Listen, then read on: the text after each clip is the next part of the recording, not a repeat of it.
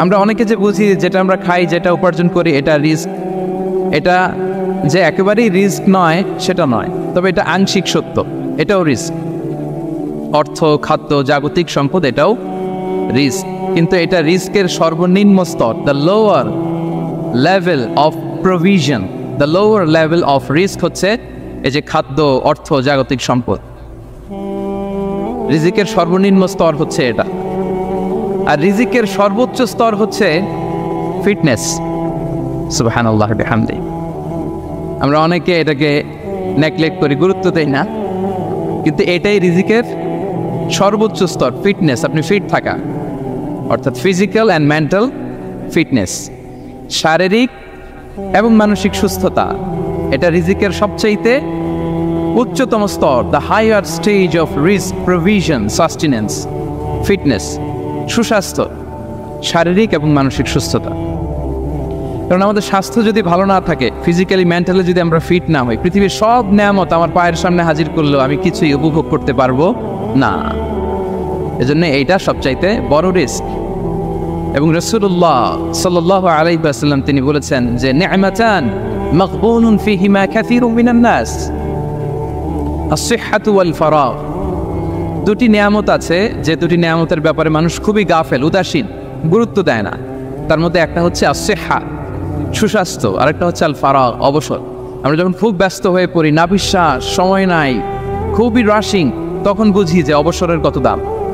আবার আমরা যখন ফিজিক্যালি উইক হয়ে পড়ি, অসুস্থ হয়ে যাই, তখন বুঝি সুস্বাস্থ্যের কত দাম। তো রিজিকের সর্বনিম্ন স্তর হচ্ছে, প্রিয় ভাই এবং বোনেরা, খাদ্য, টাকা পয়সা, জাগতিক সম্পদ, এগুলা। আর রিজিকের সর্বোচ্চ স্তর হচ্ছে fitness, physical and mental fitness. আর রিজিকের সর্বোত্তম স্তর হচ্ছে পুণ্যবান জীবনসঙ্গী এবং নেককার সন্তান, pious wife and children. সুবহানাল্লাহু বিহামদি। একটু খেয়াল করে দেখেন যে আমার লাইফ পার্টনার, আমার জীবন সঙ্গিনী, সে যদি আল্লাহওয়ালা হয়, সে যদি ভালো হয়, আর আমার সন্তানটা যদি আল্লাহওয়ালা হয়, আমার ঘরটাই তো জান্নাত, ঠিক কি না? এটা হচ্ছে রিজিকের সর্বোত্তম স্তর। জীবন সঙ্গিনী সে যদি নেককার হয়, আল্লাহওয়ালা হয়, মুতিয়া কানিতা সে যদি হয়, আর আমার সন্তান, আমার চিলড্রেন, সেও যদি ফায়াস হয়, তাহলে আমার ঘরটাই হচ্ছে paradise, a piece of paradise in this দুনিয়া। সুবহানাল্লাহ। আমরা আম্মাজান খাদিজাতুল কুবরা আত-তাহেরা রাদিয়াল্লাহু তাআলা আনহা, ওনার কথা জানি যে বিষ্ণু ঈসা ইসলামের স্ত্রী আমাদের আম্মাজান রাসূলুল্লাহ সাল্লাল্লাহু আলাইহি ওয়াসাল্লামকে বড্ড ভালোবাসতেন, আগলে রাখতেন সবসময়, মেন্টালি সাপোর্ট দিতেন, ফিনান্সিয়ালিও সাপোর্ট দিতেন। বিষ্ণু ঈসা ইসলামকে আম্মাজান খাদিজা এতই ভালোবাসতেন, বিষ্ণু ঈসা ইসলাম বলতেন রুজিকতু হুব্বাহা, আমি খাদিজার ভালোবাসাকে রিজিক হিসেবে পেয়েছি। সুবহানাল্লাহ। রাসূল সাল্লাল্লাহু আলাইহি ওয়াসাল্লাম এই শব্দটা ইউজ করেছেন, রিজিক, রুজিকতু হুব্বাহা। এবং তিনি দোয়া করার সময় বলতেন, আল্লাহ, কিয়ামতের সে বিভীষিকাময় দিনে, যেদিন বন্ধু বন্ধুকে চিনবে না, স্বামী স্ত্রীকে চিনবে না, বাবা সন্তানকে চিনবে না, পীর সাহেব মুরিদকে চিনবে না, নেতা কর্মীকে চিনবে না, ভাই বোনকে চিনবে না, সেই কঠিন মুহূর্তে আল্লাহ, আমি আমার খাদিজাকে যেন ভুলে না যাই। রুজিকতু হুব্বাহা, খাদিজার প্রতি ভালোবাসা আল্লাহ তাআলা আমার হৃদয়ে রিজিক হিসেবে দিয়েছে। তাহলে রিজিকের সর্বোত্তম স্তর হচ্ছে পুণ্যবান স্ত্রী, নেককার সন্তান। আর রিজিকের পরিপূর্ণ স্তর হচ্ছে মহান আল্লাহ তাআলার সন্তুষ্টি। রিজিকের পরিপূর্ণ স্তর যেটা, সেটা হচ্ছে রিদাল্লাহ, আল্লাহ তাআলার সন্তুষ্টি। আমার আল্লাহ যদি আমার উপর সন্তুষ্ট হয়ে যায়, আমাদের আর কিছু লাগে? আর কিছু লাগবে? এটাই তো আমাদের এক্সপেকটেশন, এটাই তো আমাদের কামনা বাসনা, এটাই আমাদের ইচ্ছা যে আমার আল্লাহ আমার উপর সন্তুষ্ট হবেন। এটা হচ্ছে পরিপূর্ণ স্তর রিজিকের। এটা যে পায় তার আর কিছু লাগে না।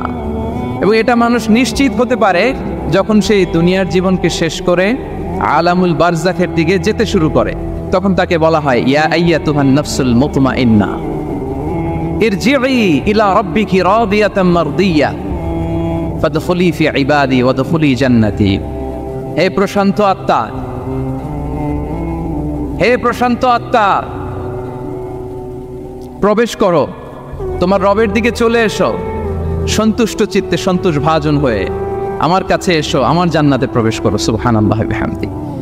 এই দুনিয়া ছেড়ে যখন আমরা যাব, তখন যদি এই অ্যানাউন্সমেন্টটা আমার জন্য দেয়া হয়, আমার আর কিছু চাওয়ার পাওয়ার আছে? প্রিয় ভাই এবং বোনেরা বলেন, এই আল্লাহর সন্তুষ্টির ঘোষণা যদি আমি এই পৃথিবী থেকে বিদায় লগ্নে পেয়ে যাই, আমাদের আর কিছু চাওয়া পাওয়ার আছে? ইয়া আইয়াতুহান নাফসুল মুতমাইন্নাহ ইরজিই ইলা রাব্বিকি রাদিয়াতাম মারদিয়া। আমরা কিছুদিন আগে আমাদের সকলের প্রিয় আল্লামা দেলোয়ার হোসেন সাঈদী রাহিমাহুল্লাহ নওয়ারাল্লাহু মারকাদাহু ওয়া জাআলাল ফিরদাউসা মাসওয়াহু, ওনাকে আমরা হারিয়েছি। আমি যখন ওনার শোক বার্তা নিয়ে ফেসবুকে স্ট্যাটাস লিখি, কমেন্টে আমি এই আয়াতটা লিখেছিলাম। আমি খুঁজে পাচ্ছি না যে আমি কি দিয়ে এটার উপমা দিব, কি দিয়ে ওনার বিদায়ের উপমা আমি জানাবো। আমি খুঁজে পাচ্ছিলাম না কোনো আয়াত, তখন এই আয়াতটা লিখে আমি উপমা দিয়েছি। আল্লাহু আকবার। গোটা বিশ্বের মানুষ কেঁদেছে, গোটা বিশ্বের মানুষ গায়েবানা জানাজা পড়েছে, গোটা বিশ্বের মানুষ ওনাকে অশ্রুসিক্ত বিদায় দিয়েছে। From north to the south, from east to the west, the entire globe মিন মাশারিকিল আরদি ইলা মাগারিবিহা, অশ্রুসিক্ত বিদায় তিনি পেয়েছেন। এটাই আল্লাহ তাআলার সন্তুষ্টির একটা জলজ্যান্ত নমুনা। জোরে বলেন ঠিক কিনা? এর চেয়ে জলজ্যান্ত নমুনা আমার জীবদ্দশা আমি দেখিনি। এত মানুষের কান্না, কাবার গিলাফ ধরে কান্না, এভাবে ভালোবাসা প্রকাশ করা, এভাবে তার প্রতি তার জন্য অশ্রুসিক্ত দোয়া করা, কান্না জড়িত দোয়া, এটাই প্রমাণ করে যে আল্লাহ তাআলা ওনার উপর সন্তুষ্ট হয়ে গিয়েছেন। ওনার আর কি চাই? আমাদের আল্লাহর আর কি চাই? আর কিছুর দরকার নাই, ঠিক কিনা? এই যে পরম সৌভাগ্য, এরকম বিদায় নিতে পারা, এটা পরম সৌভাগ্য। আমরা আল্লাহর জন্য দোয়া করি, আল্লাহ তাআলা সারা জীবন তিনি যেমনি কোরআনের বার্তাকে গোটা বিশ্বব্যাপী পৌঁছিয়ে দিয়েছেন, তার কবরটাকে আল্লাহ তাআলা কোরআনের নূর দিয়ে আলোকিত করে দেখ। কোরআনকে আল্লাহ তাআলা তার কবরের সাথী বানাক। কোরআনকে আল্লাহ তাআলা তার কিয়ামতের দিন, in the day of judgment, তার পক্ষে শাহাদাতকারী হিসেবে কবুল করুক। সম্মানিত ভাই এবং বোনেরা, আল্লাহ তাআলার সন্তুষ্টি পরিপূর্ণ রিজিক, এটা হচ্ছে পরিপূর্ণ, দ্য কমপ্লিট রিস্ক। তাহলে আমরা যেটা ভাবি অর্থ, আমরা যেটা ভাবি সম্পদ, এটা রিজিকের সর্বনিম্ন স্তর। সর্বোচ্চ স্তর হচ্ছে fitness, physical and mental fitness. সর্বোত্তম স্তর হচ্ছে পুণ্যবান স্ত্রী, নেককার সন্তান। আর পরিপূর্ণ স্তর হচ্ছে আল্লাহ তাআলার সন্তুষ্টি। হাদিসে সবরকে বলা হয়েছে সবচেয়ে প্রশস্ত স্তর। আর সবর, পেশেন্স, ধৈর্য।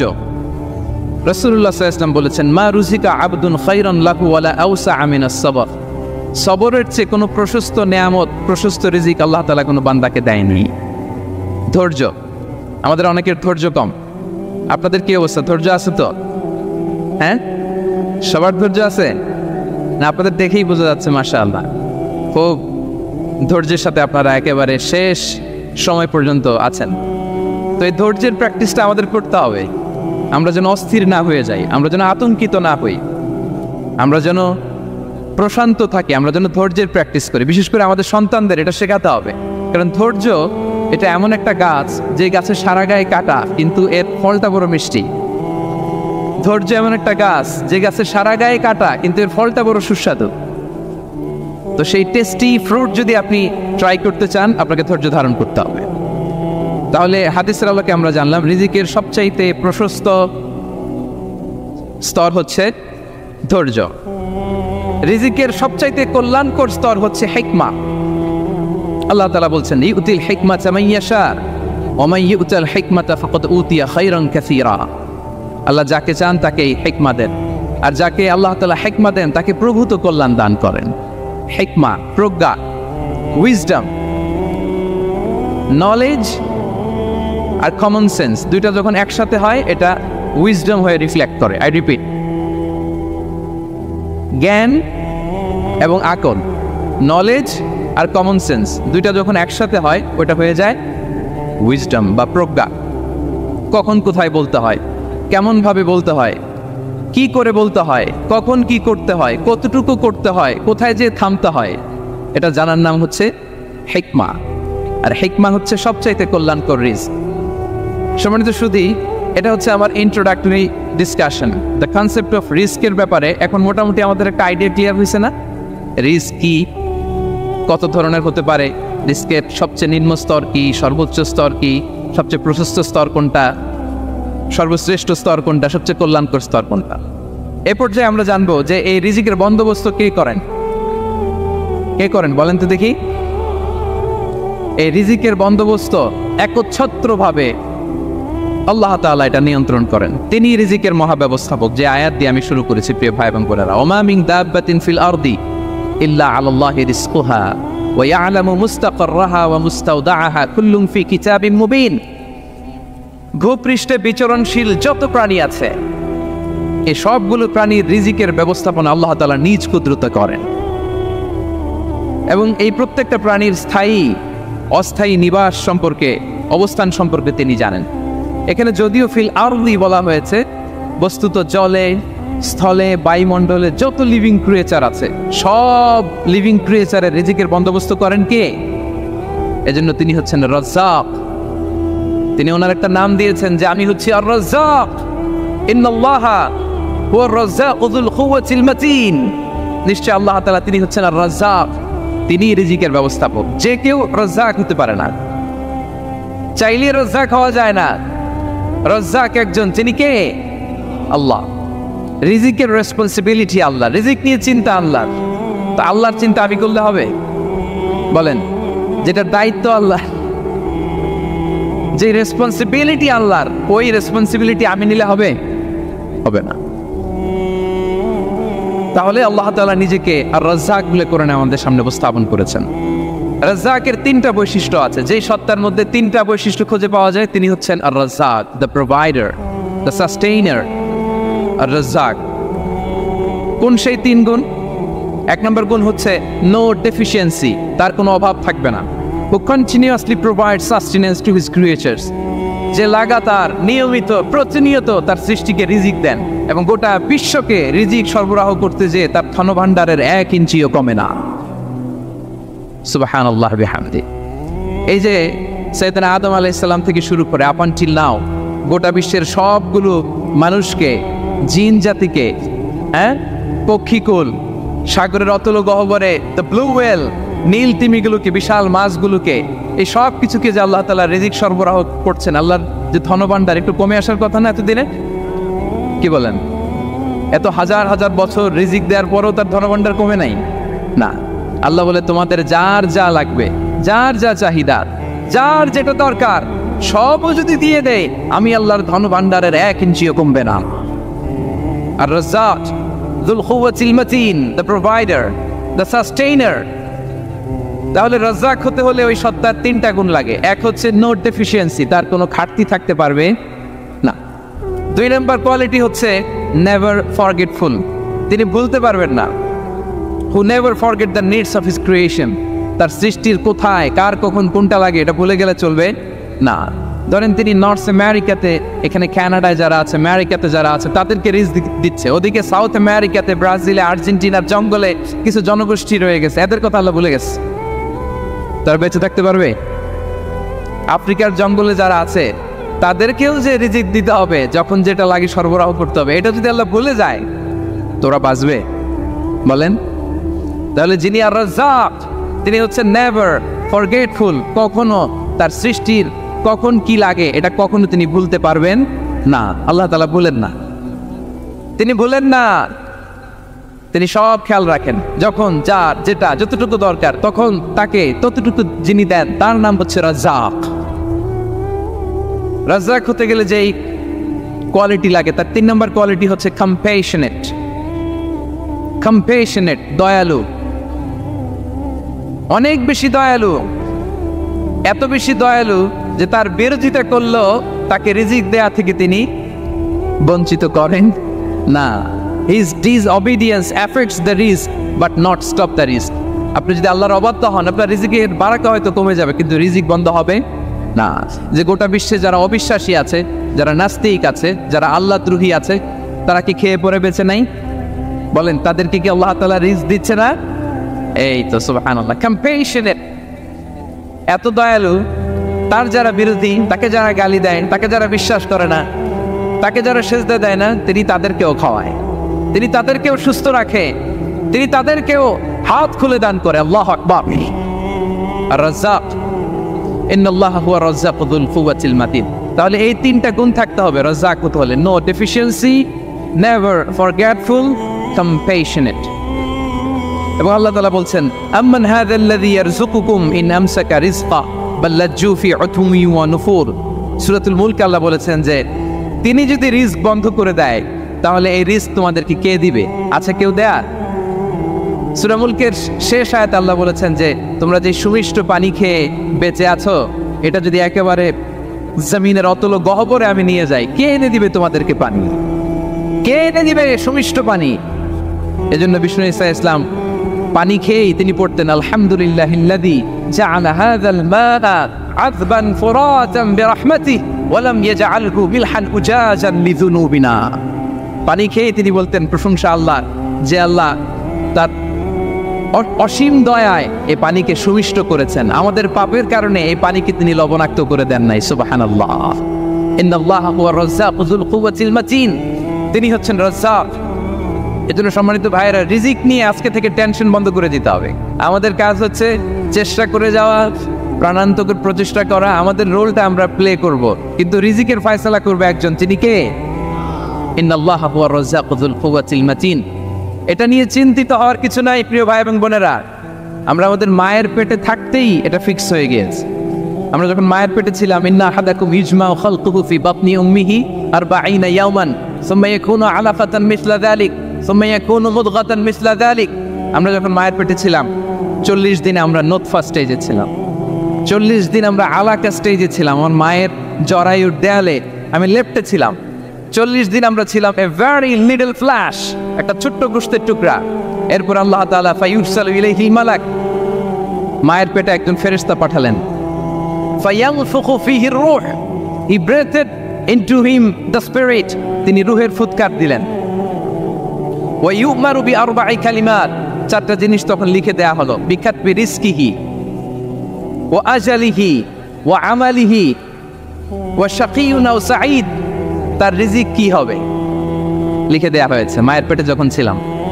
আপনারা তো এখন চিন্তা করতেছেন, চিন্তিত, কিন্তু মায়ের পেটে থাকতে আল্লাহ তাআলা এই রিজিককে ফিক্স করে দিয়েছেন। সুবহানাল্লাহ বিহামদি। এবং যে রিজিক আমি আমার মায়ের পেটে থাকতেই আল্লাহ তাআলা লিখে দিয়েছেন, সেই রিজিক ভোগ না করে আমি কোনোদিন মরবো না। বিষ্ণু শাস্ত্র আমাদেরকে জানিয়েছেন, তোমার জন্য যে রিজিকের বন্দোবস্ত, যেই অ্যালটমেন্ট আছে, সেটা ভোগ না করে, উপভোগ না করে তুমি মরবে না। এবং সেটা আপনি উপভোগ করবেন, আপনার কাছেই আসবে। ধরুন আপনারা যে ফল আমেরিকাতে খান, এটা কি আমেরিকায় চাষ হয় ফল, নাকি কানাডা মেক্সিকো থেকে আসে? কোত্থেকে আসে? কোত্থেকে? এখানেই হয়, আবার বাইরে থেকেও আসেন। Okay fine. লেটস সে আপনি যেই অ্যাপেলটা দিয়ে আজকে ব্রেকফাস্ট করলেন, যে অ্যাপেলটা আপনি খেলেন, এটা মেক্সিকো থেকে এসেছে। ওই অ্যাপেলটা যখন কুড়ি অবস্থায় ছিল, মুকুল অবস্থায় ছিল, তখনই ওটার মধ্যে আপনার নাম লেখা। এর মধ্যে কত পাখি এসে ওই গাছে বসেছে, কত মুকুল নষ্ট করেছে, ওইটা নষ্ট করে নাই, কারণ ওইটা আপনি খাবেন। ওইটা পুষ্ট হয়ে সুন্দর একটা ফল হয়ে ইম্পোর্টেড হয়ে এটা আমেরিকাতে আসলো, আমেরিকার বাজারে। অনেক মানুষ ওই ফলটা সুপার মার্কেটে যে ধরে চড়ে নেড়ে আবার রেখে দিয়ে চলে গেছে, নেয় নেই। ওইটা সে খাবে না, কারণ ওইটা আপনার রিজিকে লেখা। ওই ফল আপনি নিয়ে আসলেন, বাসায় অনেকেই অ্যাপেল খাচ্ছে, কিন্তু ওই অ্যাপেলটা খাবে না, কারণ এটা কে খাবে? সুবহানাল্লাহ পড়তে পারলেন না মজা করে? আল্লাহু আকবার। আপনার জন্য যে রিজিক নির্ধারিত, এটা আপনিই খাবেন। এর মধ্যে আপনি মরে যেতে পারতেন, বাসা থেকে অন্য কোথাও চলে যেতে পারতেন, কিন্তু না, মরবেনও না, অন্য কোথাও যাবেনও না ওইটা খাওয়ার আগে। This is the essence of risk, this is the essence of provision, sustenance. ইন্নাল্লাহা হুয়া রাজ্জাকু যুল কুওয়াতিল মাতিন। মায়ের পেটে থাকতে নির্ধারিত, ওই ফল কেউ টাচ করবে না up until you try it. This is risk. এই কথাটাই বিষ্ণু ঈসা ইসলাম খুব সুন্দর করে বলেছেন, লা তামুতু নাফসুন হাত্তা তাস্তাকমিলা রিজকাহা। অন্য বর্ণনায় এসেছে লা তামুতু নাফসুন হাত্তা তাস্তাউফিয়া রিজকাহা। মানুষের জন্য যে রিজিকের বরাদ্দ সেটা উপভোগ না করে, সেটা না খেয়ে ওই মানুষ এই দুনিয়া থেকে বিদায় নিতে পারে না। তাহলে আমার রিজিক ভোগ না করে আমি মরবো না। এবং এটা যেহেতু আপনার জন্য নির্ধারিত, এটা আপনি পাবেনই। এখন এটা কি হালাল পন্থায় আপনি পাবেন না হারাম পন্থায় পাবেন, দ্যাট ইজ ইউর ডিসিশন। আপনার রিজিক আপনার কাছে আসবে, এটা নির্ধারিত না অনির্ধারিত বলেন তো? আমি সবার কাছ থেকে শুনবো, রিজিক কি নির্ধারিত না অনির্ধারিত? ফিক্সড, নির্ধারিত। ফর এন এক্সাম্পল, ধরুন আপনি সারা জীবনে 1 কোটি টাকা ইনকাম করবেন। কয় কোটি? 1 কোটি টাকা ইনকাম করবেন, এটা নির্ধারিত, আল্লাহ তাআলা ফিক্স করে ফেলেছেন, এটা আল্লাহর সিদ্ধান্ত। কিন্তু এই 1 কোটি হালাল পন্থায় আপনি উপার্জন করবেন না হারাম পন্থায়, এটা আপনার সিদ্ধান্ত। So now the decision is yours. যদি আপনি পরিশ্রমী হন, যদি আপনি সৎ পথ অবলম্বন করেন, তাহলে ওই 1 কোটি আসবে আপনার কাছে, কিন্তু হালাল পন্থায়। আর যদি আপনি হালাল হারাম মিক্স করেন, টেবিলের উপর দিয়েও নেন নিচ দিয়েও নেন, আসবে কিন্তু 1 কোটি। আসবে কয় কোটি? কথা বুঝে নাই বোধহয়। টেবিলের নিচ দিয়েও যদি নেন, সারা জীবনে আপনি পাবেন কত? 1 কোটি। So now the decision is years, সিদ্ধান্ত আপনার। হালাল পন্থায় উপার্জন করবেন না হারাম পন্থায়? বলেন হালাল না হারাম? হারামের সাথে আমাদের কোনো সম্পর্ক? হারামকে আমরা এই কনভেনশন সেন্টার থেকে না বলে দিলাম, আওয়াজ করে বলুন নো। হারামের সাথে আমাদের কোনো সম্পর্ক? আল্লাহ তাআলার দেয়া বরাদ্দ রিজিক আমরা হালাল পন্থায় উপার্জন করবো ইনশাআল্লাহ। বলেন। তাহলে মায়ের পেট থেকে নির্ধারিত হয়ে গেল, আমারটা আমি পেলাম, হালাল ভাবে আমি নিব। আরেকটা জিনিস মনে রাখতে হবে যে কেউ কারো রিজিকে ভাগ বসায় না, কেউ না। আমরা অনেকে মনে করি যে আমি ওকে দিলাম, ওকে খাওয়াইলাম, আমি বোধহয় খাওয়াইলাম। না, সে আপনারটা খায় নাই, সে তার রিজিকই খেয়েছে। আমাদের ঘরে আমাদের বন্ধু বান্ধব আসে অনেক সময়, আমাদের ঘরে অনেক সময় অতিথি আসে, তাদেরকে আমরা আপ্যায়ন করি, তাদেরকে খাওয়াই। আসলে সে আমারটা খায় না, সে কারটা খায়? তার নিজেরটাই খায়। বিষ্ণু ইসলাম এটা খুব সুন্দর করে বলেছেন। ওনার কাজিন চাচাতো ভাই আব্দুল্লাহ ইবনে আব্বাসকে একদিন অনেক নাসিহা করছিলেন। করতে করতে এক পর্যায়ে তিনি বললেন, ওয়ালাম, ইবনে আব্বাসকে বলছেন, ওয়ালাম আন্না মা আসাবাকা লাম ইয়াকুন লিইখতিআক ওয়া মা আখতাআকা লাম ইয়াকুন লিইউসিবাক। আব্দুল্লাহ, জেনে রাখো, যেটা তুমি পাওয়ার এটা তুমি কোনোদিন হারাবা না। যেটা তোমার হওয়ার কথা ছিল ওইটা তুমি কোনোদিন মিস করবা না। আর যেটা তুমি পাওয়ার কথা না, গোটা বিশ্বের সব শক্তিকে হাতের মুঠোয় আনলেও সেটার দেখা তুমি পাবে না, পাবে না। ওয়ালাম আন্নামা আসাবাকা লাম ইয়াকুন লিইখতিআক ওয়া মা আখতাআকা লাম ইয়াকুন লিইউসিবাক রুফিআতিল আকলাম ওয়া জাফফাতিস সুহুফ। আব্দুল্লাহ, রিজিক নিয়ে চিন্তিত হয়ো না, রিজিক নিয়ে পেরেশান হয়ো না। প্লে ইউর রোল, রিজিক ইজ ফিক্সড। যেটা তুমি পাওয়ার তুমিই পাবা, যেটা তুমি পাওয়ার কথা না, চেষ্টা করেও সেটা তোমার কাছে আসবে না। সম্মানিত সুধী, এ পর্যায়ে আমরা জানবার চেষ্টা করব যে কিসে রিজিক বাড়ে, কি করলে রিজিকে ভরপুর বারাকা হয়, রিজিকের চাবিকাঠি কোথায়, কোন পথে চললে রিজিকে ভরপুর বারাকা হবে, আমার জীবনে বরকত নেমে আসবে রিজিকে। এটা জানতে মনে যাচ্ছে না আমাদের? হ্যাঁ, কষ্ট হচ্ছে আপনাদের? কষ্ট হচ্ছে? তাহলে কি করলে রিজিকে ভরপুর বারাকা হয়, কি করলে আমার জীবনে ভরপুর বারাকা নেমে আসে, এই পয়েন্টটাতে আমরা একটু আলোকপাত করি। যেসব কাজ করলে আমাদের জীবনে রিজিকে আসমানি বারাকা নেমে আসবে, আমাদের রিজিকে আসমানি বারাকা নেমে আসুক, আমরা চাই কি চাই না? সবাই আমরা চাই নিশ্চয়ই। যে কাজ করলে রিজিকে আসমানি বারাকা আসে, এর 1 নম্বর হচ্ছে তাকওয়াল্লাহ, আল্লাহর ভয়। আল্লাহ তাআলা বলছেন, ওমাই ইয়াত্তাকিল্লাহ ইয়াজআল লাহু মাখরাজা ওয়া ইয়ারযুকহু মিন হাইসু লা ইয়াহতাসিব। যে আল্লাহকে ভয় করে, যে আল্লাহ সচেতন, আল্লাহ তাকে মাখরাজ, মাখরাজ মানে কি জানেন? ওই যে এক্সিট লেখা না এদিকে, এই এক্সিটকে আরবিতে বলে মাখরাজ, মানে কোথাও আটকাবেন না, বের হওয়ার রাস্তা আছে, কোথাও আটকাবেন না, বের হওয়ার রাস্তা আল্লাহ তাআলা অ্যারেঞ্জ করে দিবেন। You will have the way out from crisis. ক্রাইসিসে পড়লে, সংকট মোমেন্টে আল্লাহ তাআলা ওখান থেকে এক্সিটের ব্যবস্থা আপনাকে করে দিবেন।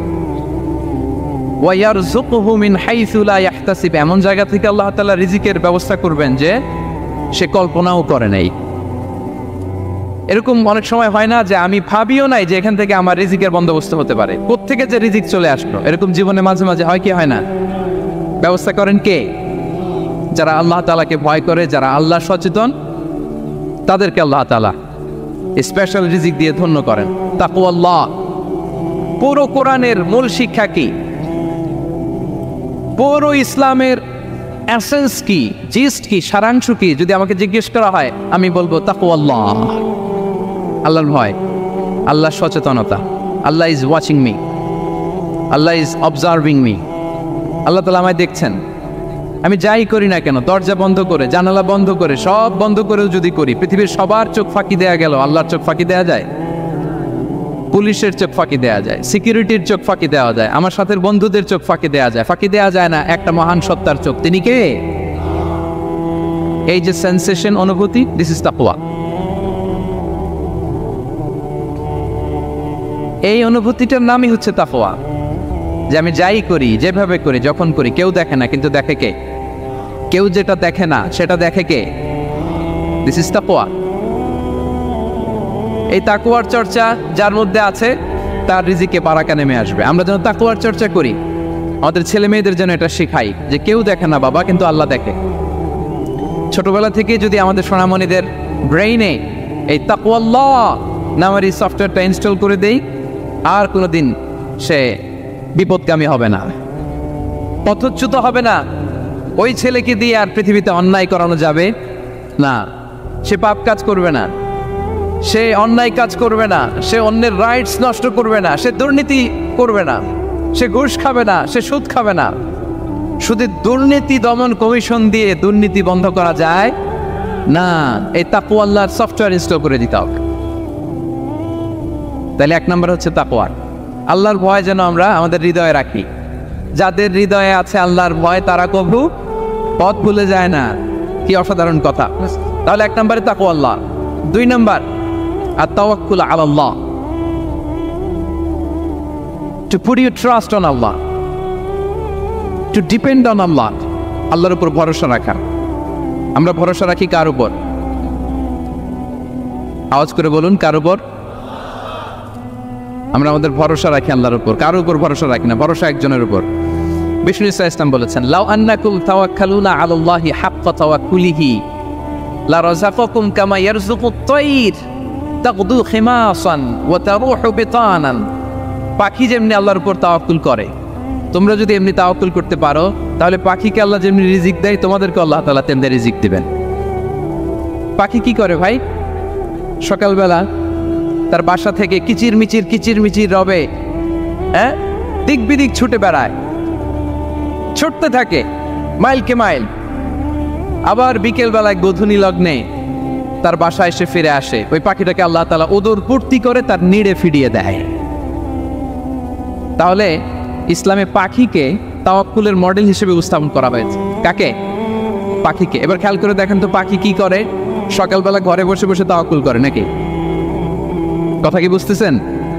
পাখি তার নিড়ে বসে হাত গুটিয়ে আল্লাহর উপর তাওয়াক্কুল করে, এরকম না? এই হাদিস থেকে কি বোঝা গেল? কিভাবে করে বলতে হবে, বলেন তো একজন সাহস করে কিভাবে করে? বের হয়ে যায়, রিজিকের সন্ধানে সে বের হয়ে যায়, দিক বিদিক ছুটে বেড়ায়। বিকেলবেলা ওদর পূর্তি করে আল্লাহ তাআলা পাখিটাকে নিড়ে ফিরিয়ে দেয়। সো পাখিকে তাওয়াক্কুল হিসেবে, তাওয়াক্কুলের মডেল হিসেবে বিষ্ণু ইসলাম সেট করলেন এজন্য যে পাখি তার রোলটা প্লে করে, তারপরে সে রিজিক পায়। এটা হচ্ছে রিজিকের এসেন্স, যে আমাদের রোলটা আমাদের প্লে করতে হবে, আমাদেরকে আমাদের চেষ্টাটুকুন করতে হবে, তারপরে আল্লাহ তাআলার উপর আমরা ভরসা করব। ইসলামে তাওয়াক্কুল is always at the second stage. The first stage is your role, your effort, your precaution, তারপরে হচ্ছে তাওয়াক্কুল। তাহলে বলেন, ইসলামে আগে তাওয়াক্কুল না পরে তাওয়াক্কুল? পরে। ইরকিলহা সুম্মা তাওয়াক্কাল আলাল্লাহ। এক সাহাবী বলেন, ইয়া রাসূলুল্লাহ, আমার ওটের রশিটা গাছে বেঁধে তারপরে তাওয়াক্কুল করব না ছেড়ে দিয়ে তাওয়াক্কুল করব? বিষ্ণু ইসলাম বললেন, ইরকিলহা সুম্মা তাওয়াক্কাল আলাল্লাহ। আগে গাছের মধ্যে রশি দিয়ে টাইট করে বাঁধো, তারপরে তাওয়াক্কুল করো। সুবহানাল্লাহ বিহামদি। তাহলে এইরকম তাওয়াক্কুল যদি করা যায় পাখির মতো, আপনার রিজিকের কোনো অভাব হবে না। কিন্তু আমাদের সমস্যা যেটা, প্রিয় ভাই এবং বোনেরা, আমরা আমাদের অলসতা, অপারগতা, আমাদের কি বলবো হীনমন্যতা, আমাদের কর্মহীনতাকে তাওয়াক্কুল বানিয়ে নিয়েছি। বুঝতে পেরেছেন? আমরা আমাদের অলসতাকে বানিয়েছি কি? তাওয়াক্কুল। আমাদের কর্মহীনতাকে বানিয়েছি কি? তাওয়াক্কুল। আমরা কি করি? আমরা বলি আল্লাহর উপর ভরসা করলাম, নিজে কিছু না করে। কি বলে আমাদের বাংলা একটা কথা বলে, যা করে আল্লাহ। নিজের কোনো রোল প্লে নাই, নিজের কোনো প্রিকশন নাই, কোনো প্ল্যানিং নাই, কোনো পলিসি নাই, কোনো স্ট্র্যাটেজি নাই, বলে আল্লাহর উপর ভরসা করলাম, যা করে আল্লাহ। এরকম বলে না? এই যে যা করে আল্লাহ বলে যে তাওয়াক্কুল করলেন, এটা বিষ্ণু ঈসা ইসলামের শিখানো পন্থায় তাওয়াক্কুল হয়েছে? কথা বলেন, হয়েছে? বিষ্ণু ঈসা ইসলাম তো অপারগতা, দারিদ্রতা, অলসতা, অকর্মণ্যতা থেকে আল্লাহর কাছে পানাহ চেয়েছেন। তা আপনি এটা কি তাওয়াক্কুল করলেন? এটা তাওয়াক্কুল হয়নি। তাওয়াক্কুলের একটা সুন্দর পিকচার আমি আপনাদের সামনে এখন উপস্থাপন করব। আপনারা যদি একটু মনোযোগী হন। মনোযোগ আছে তো সবার? তাওয়াক্কুল কিভাবে করতে হয় আমরা একটু বিষ্ণু ঈসা ইসলামের বায়োগ্রাফি থেকে দেখি। রাসূল সাল্লাল্লাহু আলাইহি ইসলামের হিজরতের ঘটনাটা আমি 1 মিনিটে একটু আপনাদেরকে সংক্ষেপে শোনাই, যে তাওয়াক্কুল কিভাবে তিনি করেন। ইসলামে তাওয়াক্কুল হচ্ছে কর্মশেষে ফলাফলের জন্য আল্লাহর উপর নির্ভর করা। কারণ আমি কাজ করলাম, ফলাফল পজিটিভ হইতে পারে, নেগেটিভও হইতে পারে, ওটা নির্ধারণ করবে কে? ফায়সালা দেয় কে? তাহলে আমরা দেখি যে বিষ্ণু ঈসা ইসলাম তিনি কিভাবে তাওয়াক্কুল করেছেন।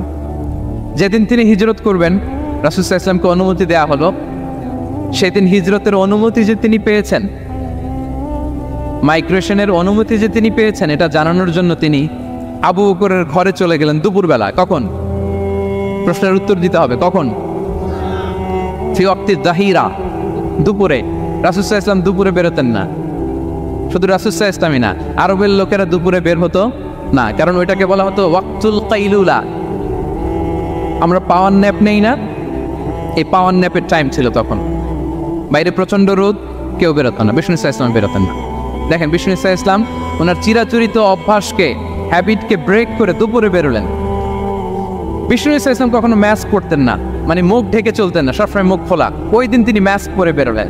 মুতাকান্নিআন, খারাজা মুতাকান্নিআন, মানে রুমাল দিয়ে মুখটাকে ঢেকে বেরোলেন।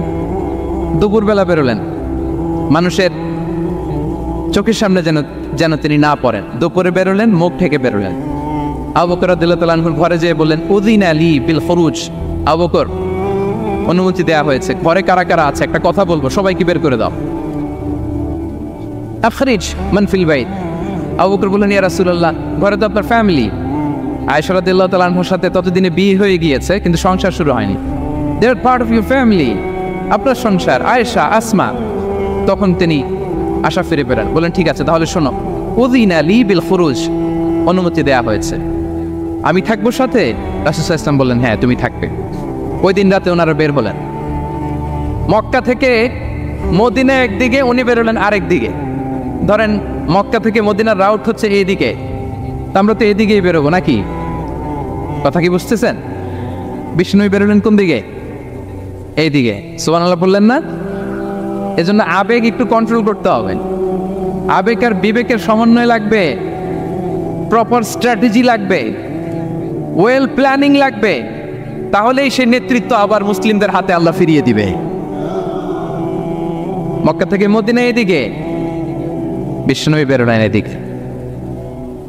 বের হয়ে চলে গেলেন গারে সাউরে, সেখানে তিনি থাকবেন। এগুলো হচ্ছে বিষ্ণু ঈসা ইসলামের প্রিকশন। এবার দেখেন আবু বকরের প্রিকশন কি ছিল।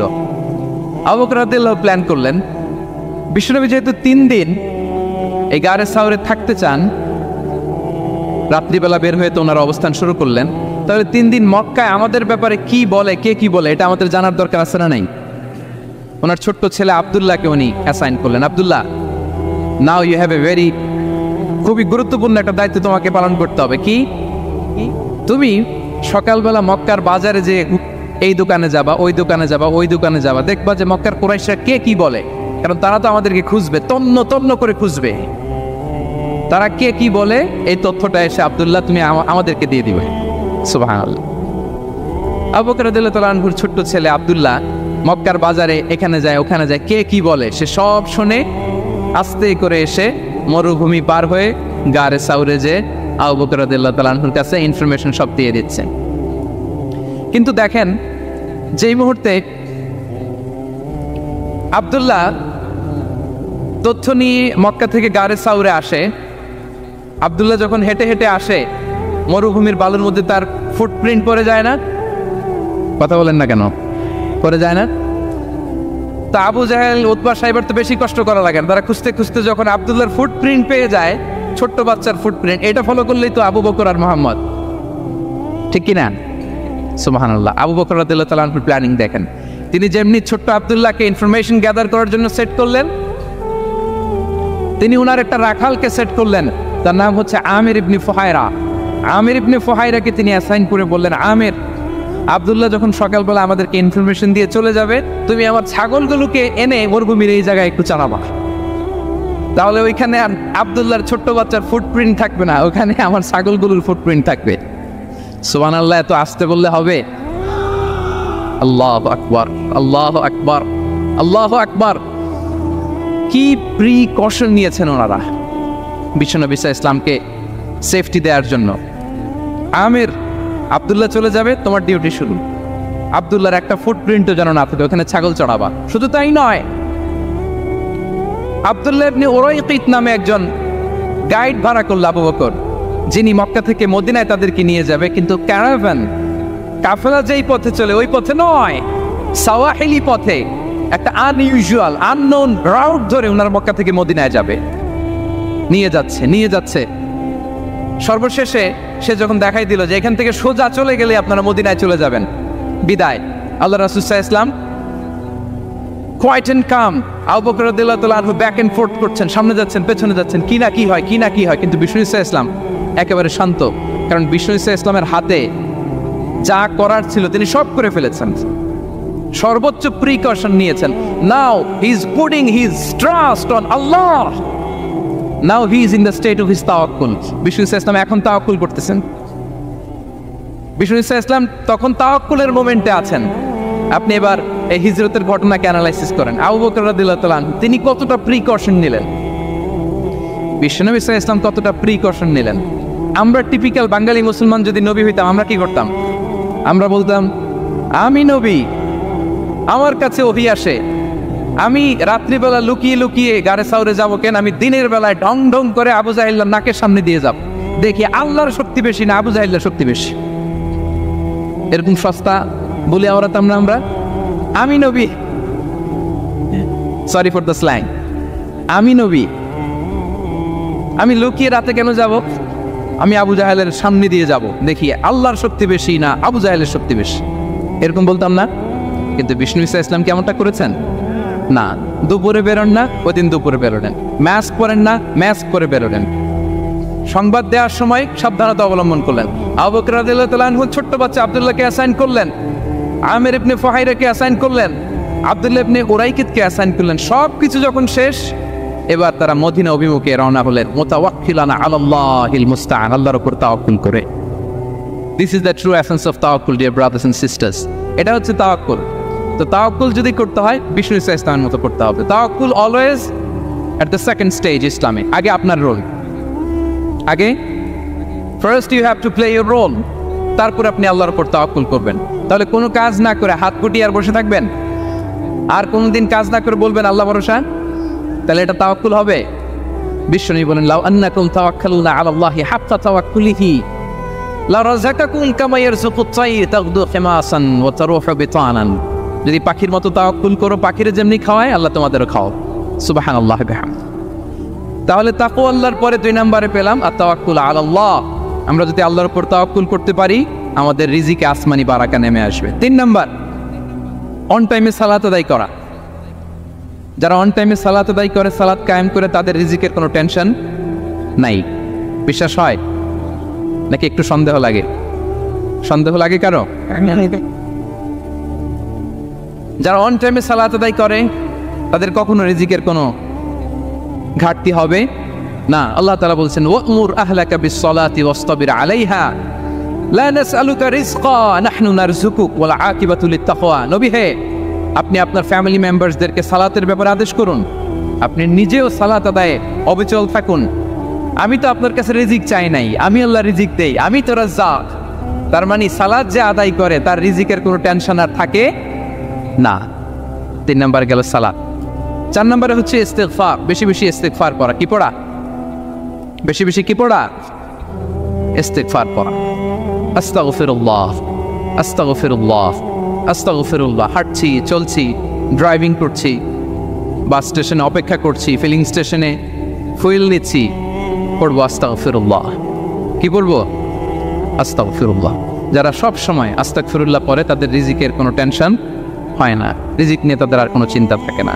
আল্লাহ নবী নূহ আলাইহিস সালাম তিনি ওনার জাতিগোষ্ঠীকে বলেছিলেন, ফাকুলতু আস্তাগফিরু রাব্বাকুম ইন্নাহু কানা গাফফারা। তোমরা বেশি বেশি ইস্তিগফার পড়ো, তিনি ক্ষমাশীল। ইস্তিগফার পড়লে কি হবে? ইউরসিলিস সামা আলাইকুম মিদরারা, রহমতের বৃষ্টি বর্ষণ হবে, তোমাদের জমিগুলো উর্বর হবে। ওয়া ইউমদিদুকুম বিআমওয়ালি ওয়া বানিন, আল্লাহ তাআলা তোমাদেরকে সম্পদে বারাকা দিবেন, সন্তানে বারাকা দিবেন। ওয়া ইয়াজআল লাকুম জান্নাতিন ওয়া ইয়াজআল লাকুম আনহারা, তোমাদের ফসল ক্ষেতগুলো সবুজ শ্যামল হয়ে ভরপুর হবে, তোমাদের রিজিকে বারাকা নেমে আসবে। তাহলে আমরা যেন বেশি বেশি ইস্তিগফার করি। বিষ্ণু ইসা ইসলাম বলেছেন, মান লাযামাল ইস্তিগফার জাআলাল্লাহু লাকুম মিন কুল্লি দিকিন মাখরাজা ওয়া মিন কুল্লি হাম্মিন ফারাজা ওয়া ইয়ারযুকহু মিন হাইসু লা ইয়াহতাসিব। যে সবসময় ইস্তিগফার করে তার কোনো টেনশন থাকে না, তার জীবনে দুশ্চিন্তা আসে না, আর এমন জায়গা থেকে আল্লাহ রিজিকের বন্দোবস্ত করে যেটা সে কল্পনাও করেনি। সুবহানাল্লাহ। আমরা যেন বেশি বেশি ইস্তিগফার করি। আস্তাগফিরুল্লাহ, এটা হচ্ছে ভেরি শর্ট ফর্ম অফ ইস্তিগফার। অথবা পড়তে পারেন আস্তাগফিরুল্লাহ আল্লাযী লা ইলাহা ইল্লা হুয়াল হাইয়ুল কাইয়্যুম ওয়া আতুবু ইলাইহি। সাইয়্যিদুল ইস্তিগফার মুখস্থ আছে না আমাদের? এটা যেন বেশি বেশি পড়ি। ইয়াকিনের সাথে যে সাইয়্যিদুল ইস্তিগফার পড়বে, যেই দিন পড়বে ওই দিন যদি মৃত্যু হয় সে জান্নাতি। কোন রাতে মুকিনান বিহি, ইয়াকিনের সাথে যদি সাইয়্যিদুল ইস্তিগফারকে রিসাইট করে, ওই রাতে যদি সে মৃত্যুবরণ করে, বিষ্ণু বলেন সে জান্নাতি।